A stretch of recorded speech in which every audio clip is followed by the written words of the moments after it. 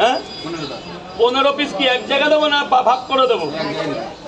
এই তো বড় পার্সেল। এখনো পকেট পাওয়াটা এক এক জায়গা 15টা 25টা 30টা 40টা 42টা করে। রাজু এখন কি 15টা পার্সেল যাবে? যাচ্ছে 15টা। সেকেন্ড আগে নিছিল 42টা, এখন নিচ্ছে 15টা। 42 এর পরে 15টা। 1 2 3 4 5 6 7 8 9 10 11 12 13 14 15। একটা বেশি দিলাম স্যার, দেখে ভালো লাগলো তাই। 15টা বললে তো 3টে করে 3 জায়গায় দেন, ওটা পারছেন স্যার। মানে 15টা আরো 9টা 24টা যাচ্ছে একবারে। ওটা খাবে, ওটা স্যারেরা খাবে, ওটা ভোগ করবে। স্যার 15টার তরকারি কিভাবে দেবো একটু যদি বলতেন আমার সুবিধা হতো স্যার। এক জায়গায় দেবো না 2 জায়গা দেবো? এক জায়গায় করে দিই, ভালো করে।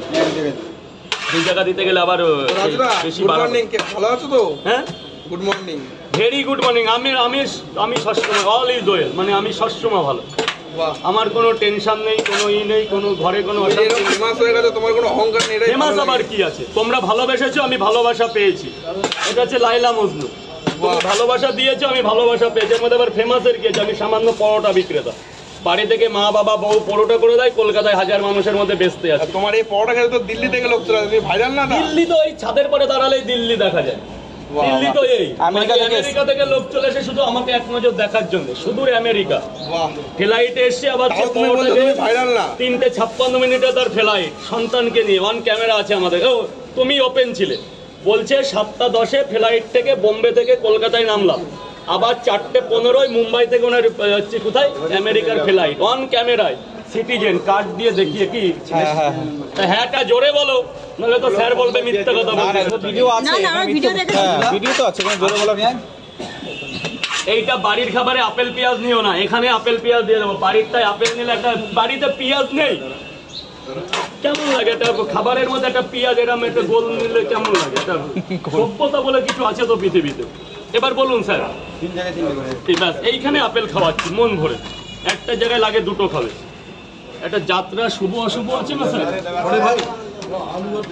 আলু মদ স্যার, আলু মদ, আলু বিরিয়ানি আলু। ও রাজুদা শুনছিলাম তোমার নাকি একটা বিরিয়ানি দোকান দেওয়ার খুব ইচ্ছে। জীবনের শ্রেষ্ঠ উৎসব বিরিয়ানি দোকান দেওয়া না। আমার গুমাতে 2টো স্কুল আছে, সেই স্কুলের বাচ্চা কাচ্চারা টিফিনে ঠিক মতো খেতে পায় না। আমি তাদের জন্য কিছু করতে যাই। এবার দুপুরবেলায় তাদের পরোটাটা খাওয়ানো যাবে না, বুঝলা? হ্যাঁ দুপুরবেলা পরোটাটা তো ঠিক না।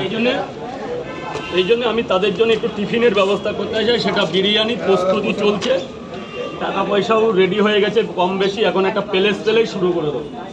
কত বাবা? এটা কিন্তু একটা ভালো উদ্যোগ। যেন দুপুর বেলায় একটা বাচ্চা 30 টাকায় থেকে 40 টাকার মধ্যে খেতে পারে। তাহলে 30-40 টাকার মধ্যে মানে কম দামে থাকবে বিরিয়ানিটা স্কুল স্টুডেন্টের জন্য। এখন শুধু স্কুল স্টুডেন্টের জন্য 30-40 টাকার মধ্যে বিরিয়ানি স্টার্ট করছো? এখন দেরি আছে, প্রস্তুতি সভা চলছে, কিছু করার আগে